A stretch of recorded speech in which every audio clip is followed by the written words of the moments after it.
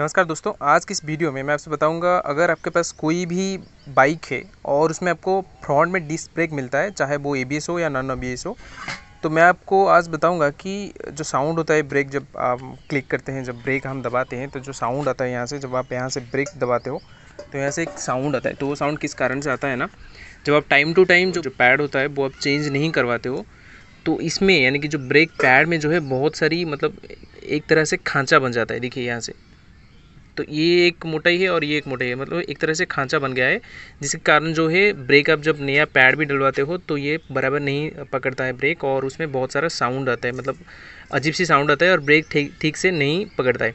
तो आपको उस टाइम पे ना कि कैलिपर की जगह आपको पैड भी चेंज करना पड़ेगा। तो बस इस वीडियो में बस इतना ही। मिलते हैं दोस्तों अगली वीडियो पे। Thank you.